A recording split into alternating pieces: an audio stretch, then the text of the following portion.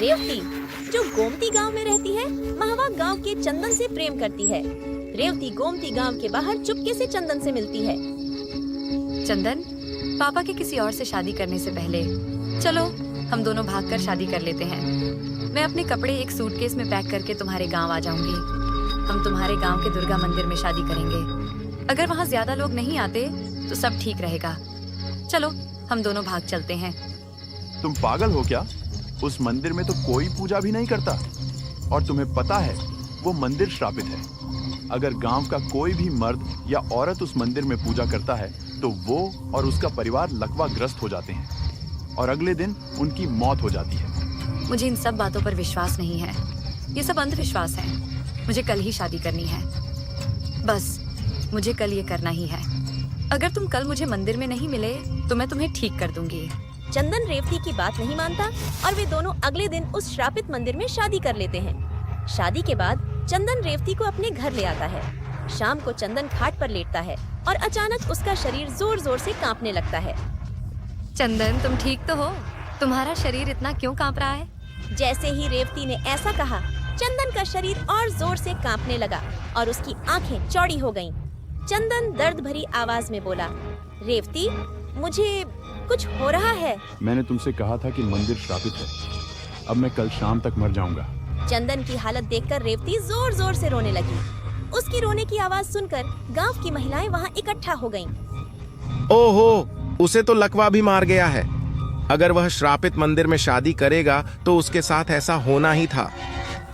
कुछ दिन पहले मेरा बेटा भी उस मंदिर में गया था और बिना रेवती को कुछ बताए वहाँ पूजा की थी। मेरा बेटा मर गया, लेकिन हुआ क्या था? यह सब सुनकर गांव की महिलाएं चुपचाप वहां से चली गईं और रेवती को कोई जवाब नहीं दिया। क्यों कोई कुछ नहीं कहता? उस श्रापित मंदिर की वजह से लोग ऐसे हो जाते हैं और मर जाते हैं, फिर भी कोई कुछ नहीं कर रहा है। लेकिन मैं पता लगाऊंगी कि वो मंदिर श्रापित क्यों हुआ और मैं कल शाम से पहले अपने पति को ठीक करवाऊंगी। रेवती के शब्द सुनकर शिवांग, जो गांव में रहता है, वहां आता है और रेवती से बात करता है। ये गांव वाले कुछ भी बताना नहीं चाहते, लेकिन दुर्गा मंदिर के पीछे जो एक श्राप है वह एक कुबड़ वाली औरत को छोड़ देता है। वह उन सभी घटनाओं के बारे में जानती है जो उस मंदिर में हुई थी, लेकिन वह किसी से बात नहीं करती। मैं कुबड़ के पास जाऊंगी। पीछे से आवाज लगाते हुए, कुबड़ वाली आंटी। रेवती उनके घर की ओर जाती है और दरवाजा खटखटाती है। दरवाजे की आवाज सुनकर कुबड़ वाली आंटी दरवाजा खोलती है और अपनी बड़ी बड़ी आंखों से रेवती को देखने लगती है। मैंने आज सुबह दुर्गा मंदिर में शादी की और शाम तक मेरे पति लकवाग्रस्त हो गए। अब सिर्फ आप ही मेरी शादी को बचा सकती हैं। सबको मारा जाएगा, सबको मारा जाएगा। वह किसी को नहीं छोड़ेगी। तुम्हारे पति को भी मार दिया जाएगा। आंटी, आप क्या कह रही हैं? कृपया बताइए, कुछ तो है। मैं अपने पति से बहुत प्यार करती हूँ। मैं उन्हें मरने नहीं दे सकती। कुबड़ वाली आंटी रेवती से कुछ नहीं कहती। रेवती गुस्से में कहती है, आंटी, अगर मेरे पति की जगह पर तुम्हारा बेटा होता तो भी तुम उसे बचाने के लिए कुछ नहीं करती।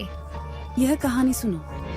बहुत साल पहले मेरी एक दोस्त, जिसका नाम मूर्ख फूल था, मंदिर में पूजा करने वाले पुजारी के बेटे से प्यार कर बैठी। लेकिन उस पुजारी के बेटे ने मूर्ख का फायदा उठाया।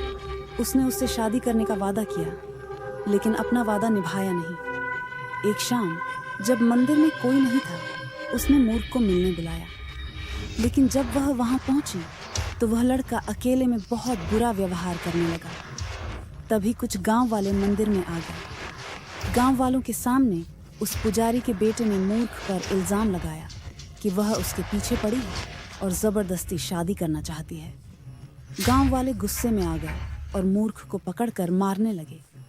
धीरे धीरे वहां और भी लोग इकट्ठा हो गए। सब ने मूर्ख को चरित्रहीन कहकर बुलाया। बेचारी मूर्ख इस अपमान को सहन नहीं कर पाई। उसने हाथ जोड़कर सबको अपनी बेगुनाही साबित करने की कोशिश की। उसने कहा कि पुजारी का बेटा ही दोषी है और उसे सजा मिलनी चाहिए, लेकिन किसी ने उसकी बात नहीं सुनी। पुजारी के बेटे ने मूर्ख को और ज्यादा अपमानित किया और इतनी मार दी कि उसके हाथ पैर टेढ़े हो गए और उसकी आंखें बाहर आ गईं। मूर्ख ने अपनी आखिरी सांस लेते हुए कहा, आज के बाद जो भी इस मंदिर में पूजा करेगा या यहाँ काम करेगा, वह मेरी तरह दर्दनाक मौत मरेगा। अगले दिन पुजारी के बेटे ने मूर्ख की चेतावनी को नजरअंदाज किया और मंदिर में पूजा की। उसी शाम उसकी हालत बिगड़ गई और अगले दिन वह मर गया। उस दिन से गांव के सभी लोग मान गए कि मूर्ख ही असली देवी रेवती थी। ये सुनने के बाद रेवती गांव वालों के पास जाती है और बोलती है, कल श्रापित मंदिर में एक अग्नि अधिकारी आने वाला है ताकि मूर्ख की आत्मा को मुक्ति दी जा सके। अगर आप सभी मूर्ख से अपनी गलतियों की माफी मांगना चाहते हैं तो इस सुनवाई में जरूर आएं।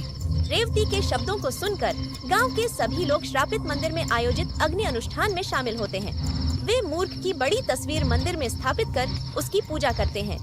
जैसे ही यह सब किया जाता है, मूर्ख की आत्मा को मुक्ति मिल जाती है। साथ ही मंदिर का पूरा श्राप भी समाप्त हो जाता है। इसके बाद माँ दुर्गा भी मंदिर में प्रकट होती हैं और मूर्ख की पूजा करती हैं। इस प्रकार श्रापित मंदिर श्राप से मुक्त हो जाता है और शांति स्थापित होती है।